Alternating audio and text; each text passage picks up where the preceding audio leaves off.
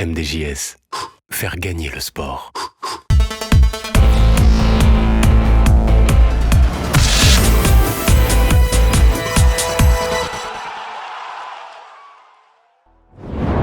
اهلا بكم متتبعي موقعنا موقع لو ماتان سبور، حلقه جديده من برنامجكم غيداك سبور، والبدايه غادي تكون مع ابرز العناوين. حريمات يقول لو ماتان سبور: تنتظرنا مباريات صعبه على المستوى المحلي والافريقي. رسميا الوداد والرجاء والجيش الملكي يشاركون في كأس سلمان للأندية. العصبة الاحترافية تعدل مواعيد مباريات الوداد والرجاء. الركراكي حائر بخصوص غياب بوفال عن الميادين. مفاجأة في قائمة البرازيل المستدعاة لمواجهة أسود الأطلس. وفيرمينو يضع حدا لمسيرته رفقة ليفربول.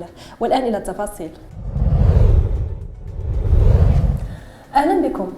أكد ربيع حريمات عميد فريق الجيش الملكي لكرة القدم في اتصال هاتفي مع موقع لو ماتان سبور أن الفريق العسكري كتنتظر مقابلات صعبة على المستوى المحلي والإفريقي، وأضاف أنه آخر مباراتين أمام اتحاد التوارغا لم تكن سهلة بحكم أنهم تواجهوا في مناسبتين مختلفتين، كأس العرش والبطولة الوطنية، ولم يكن يسمح لهم بالغلط بعدما تفوق الوداد على ضيف أولمبيك خريبكا. وعن مباراة الغد أمام فريق الدفاع الحسني الجديد قال حريمات: هدفنا في هذه المباراة هو الظفر بالنقاط الثلاث للحفاظ على صدارة البطولة الوطنية والسفر لمصر بمعنويات مرتفعة استعدادا لملاقاة فيوتشر. أعلنت الجامعة الملكية المغربية لكرة القدم اليوم الجمعة بشكل رسمي عن مشاركة أندية الوداد والرجاء والجيش الملكي في كأس الملك سلمان للأندية العربية لغد تقام نهائياتها بنظام التجمع في المملكة العربية السعودية في الفترة الممتدة ما بين 20 يوليوز و5 غشت. وبما أن تاريخ البطولة لا يتعارض مع البرنامج العام للبطولة الوطنية، فقد وافقت الجامعة الملكية المغربية لكرة القدم بمعية العصبة الوطنية الاحترافية على مشاركة الأندية المغربية في هذه البطولة استنادا على الاستحقاق الرياضي اللي طالب به الاتحاد العربي لكرة القدم. أعلنت العصبة الوطنية الاحترافية لكرة القدم اليوم الجمعة عن تعديل في برمجة مباريات نهضة بركان أمام الوداد الرياضي برسم مؤجل دورة 19 والوداد ضد اتحاد طنجة، ومقابلة حسنية أكادير أمام الرجاء لحساب الجولة 20. وأكد بلاغ العصبة الاحترافية أن أسباب هذا التعديل ترجع إلى التغييرات التي عرفتها مواعيد المشاركة الإفريقية لفريقي الوداد والرجاء الرياضيين في مسابقة دوري أبطال إفريقيا في آخر لحظة مقارنة مع المواعيد المعلن عنها سابقا عبر الموقع الرسمي للاتحاد الإفريقي لكرة القدم، واللي اعتمدتها العصبة في برمجتها للمباريات. وفيما يلي المواعيد الجديدة للمباريات المذكورة: نهضة بركان في مواجهة الوداد الرياضي يوم الثلاثاء 7 مارس على الساعة 6:15 مساء. الأحد 12 مارس الرجاء في مواجهة حسنية أكادير على الساعة 8:30 مساء. ويوم الثلاثاء 14 مارس الوداد غادي يستقبل اتحاد طنجة على الساعة 6:15 مساء.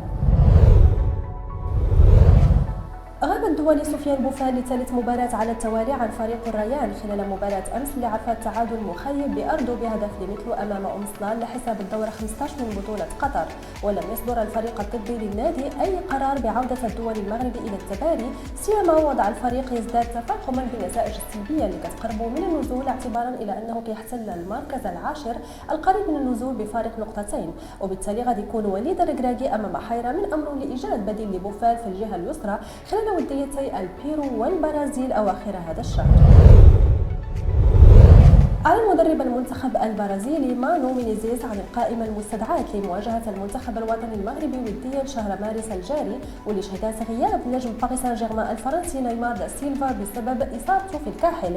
وتصدر نجم ريال مدريد فينيسيوس جونيور ورودريغو قائمة منتخب السامبا في مواجهة أسود الأطلس، إلى جانب أسماء أخرى متألقة في أوروبا كلاعب مانشستر يونايتد أنتوني ولاعب توتنهام ريتشارلسون. هذا وضمت قائمة المنتخب البرازيلي ذوي الخبرة الدولية كلاعبي الوسط كازيميرو ولوكاس باكيتا، بالإضافة إلى أسماء أخرى تمت المنادات عليها لأول مرة.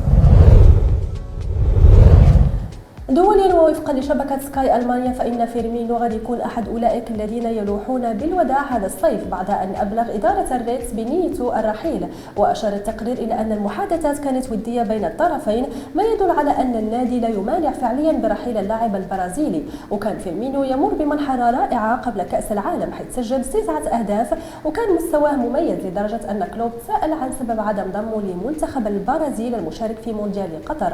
ومنذ ذلك الحين شارك في 87 دقيقة فقط على أرض الملعب خلال 5 مباريات كلاعب بديل.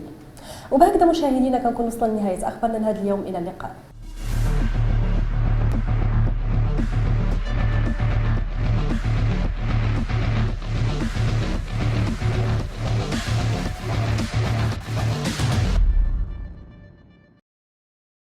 MDJS. Faire gagner le sport.